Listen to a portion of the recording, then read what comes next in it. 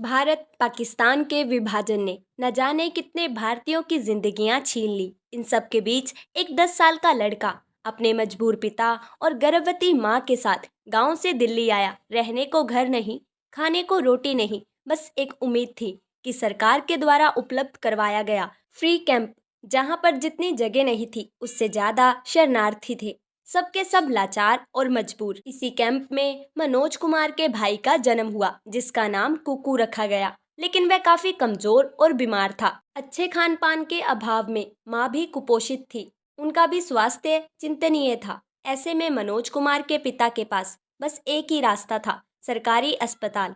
मनोज कुमार का बाल मन कुछ समझ नहीं पा रहा था कि उन्हें किस बात की सजा मिल रही है। पिता दिन भर रोजी रोटी के जुगाड़ में मारे मारे फिरता और मनोज अस्पताल में अपनी माँ के सिरहाने बैठे, कभी बीमार माँ को देखता तो कभी भाई को। इसी अस्पताल में मनोज के भाई के अच्छे से देख ना होने की वजह से मृत्यु हो गई। माँ ने जोर से चीख मारी थी, लेकिन मनोज का भाई दुनिया छोड़कर जा चुका था। फिर मनोज के पिताजी यमुना किनारे पहुंचे और उसे जलांजलि दे दी। 2 महीने का मासूम पानी के नीचे डूबता जा रहा था, जिसे देखकर पास ही खड़े मनोज कुमार को ऐसा लग रहा था कि उनका भाई नहीं बल्कि वह डूब रहा है।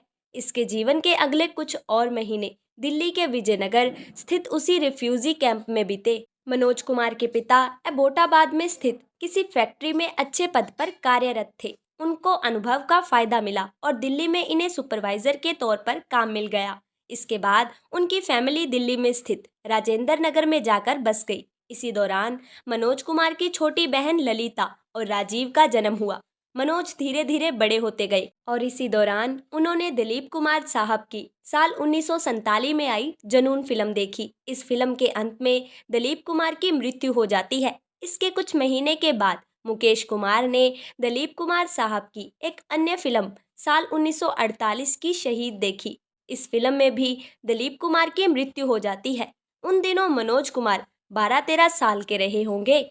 उन्हें ये समझ में नहीं आ रहा था कि एक आदमी जो कि पिछली फिल्म में मर गया था, वह फिर से कैसे जिंदा हो सकता है, और फिर से इस फिल्म में भी मर गया। मनोज कुमार को फिल्मों के बारे में कुछ खास नहीं पता था। आखिरकार उन्होंने अपनी माँ से पूछा कि माँ, वह कौन लोग होते हैं जो मरकर भी जिंदा हो जाते हैं? माँ का जवाब था, बेटे, वह फरिश्ते होते हैं।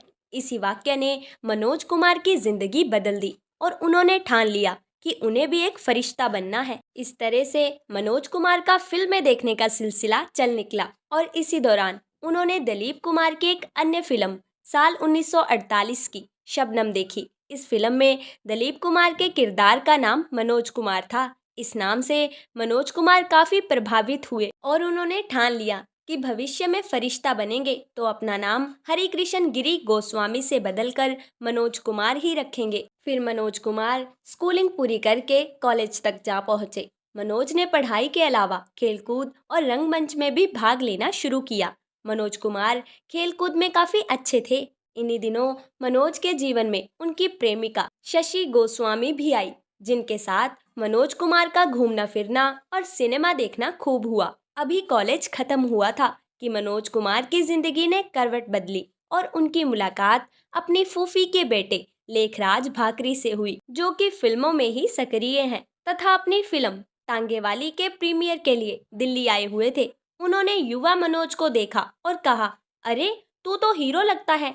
मनोज कुमार के दिल में अरमान तो थे। उन्होंने तुरंत कहा कि तो फिर बना दिया जाए हीरो। लेखराज उनको मुंबई ले गया। पहले 6 महीने तो इन्हें लेखराज से ये पूछने की हिम्मत नहीं हुई कि मुझे फिल्मों में कब रोल मिलेगा, पर एक दिन मनोज ने हिम्मत करके पूछ लिया। पर सामने से जवाब आया कि अभी तो तुम्हारा एक भी जूता नहीं घिसा है। उन्हीं दिनों लेखराज ने इस साल 1957 की फिल्म फैशन शुरू की, जिसके नायक और नायिका बने प्रदीप कुमार और माला सिन्हा।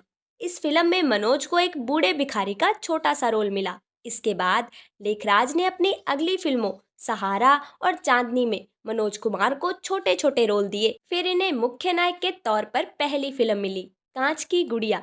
फिल्म के निर्माता निर्देशक थे हरनाम सिंह रवैल, जिन्होंने आगे चलकर संघर्ष, महबूब की मेहंदी और लैला मजनू जैसी फिल्में बनाई। और खैर, मनोज कुमार को फिल्म कांच की गुड़िया में नायक की भूमिका तो मिल गई, पर फिल्म बुरी तरह से फ्लॉप रही। ये समय था साल 1961 का। इसके बाद आई पिया मिलन की आस, सिंदूर, रेशमी रुमाल आदि का भी काफी बुरा हशर हुआ। इनके फिल्म कैरियर में पहली बड़ी सफलता मिली इसी साल 1962 की फिल्म हरियाली और रास्ता से। ये फिल्म सिल्वर जुबली हिट रही। इसके बाद 1965 में इनकी तीन बेहद लोकप्रिय फिल्में आई, शहीद, हिमालय की गोद और गुमनाम। उस साल कमाई के लिहाज से हिमालय की गोद तीसरे स्थान पर रही थी। गुमनाम और शहीद 8वें और 11वें स्थान पर रही थी। ये साल मनोज कुमार के करियर का टर्निंग पॉइंट साबित हुआ। कहा जाता है कि इन फिल्मों के डायरेक्टर भले ही कोई और हो, पर इनके निर्देशन में मनोज कुमार का काफी हाथ था। शहीद वह पहली फिल्म थी जिसमें मनोज कुमार ने देशभक्ति वाली फिल्मों में कदम रखा। फिर आया साल 1967 का दौर। इस साल इनकी तीन फिल्में आई थी, पत्थर के सनम, अनीता और उपकार। फिल्म उपकार ऐसी फिल्म रही जिसमें मनोज कुमार ने देशभक्ति वाली फिल्मों के कारवा को आगे बढ़ाया। इस फिल्म में मनोज कुमार के किरदार का नाम भारत था और ये नाम लोगों के जहन में कुछ ऐसा बसा कि लोगों ने इन्हें भारत कुमार की उपाधि दे डाली। इसमें मनोज कुमार ने न केवल अभिनव किया बल्कि कहानी लेखन व संवाद लेखन करके इतिहास रच दिया। ये एक ब्लॉकबस्टर फिल्म साबित हुई थी तथा कमाई के लिहाज से उस साल पहले स्थान पर रही। इस फिल्म को उस साल आयोजित अवार्ड्स और नेशनल फिल्म फेयर अवार्ड्स में पुरस्कारों की झड़ी लगा दी थी। इसके अगले ही साल 1968 में मनोज कुमार के जीवन का सबसे बड़ा सपना सच हुआ और इन्हें अपने आदर्श दिलीप कुमार साहब के साथ काम करने का मौका मिला। ये फिल्म थी आदमी। अब तक मनोज कुमार को एक अभिनेता, लेखक और निर्देशक के रूप में काफी प्रसिद्धि मिल चुकी थी। अब बारी थी इनके प्रोड्यूसर बनने की। इनकी ये ख्वाहिश पूरी हुई साल 1970 की फिल्म पूरब और पश्चिम से। इनकी पुरानी देशभक्ति फिल्मों की तरह ये भी खूब लोकप्रिय हुई। इसके बाद उन्होंने कभी पीछे मुड़कर नहीं देखा और साल दर साल एक से बढ़कर एक फिल्मों का निर्माण व निर्देशन किया, जिनमें शामिल है साल 1972 की शोर, 1974 की रोटी कपड़ा और मकान, 1981 की क्रांति।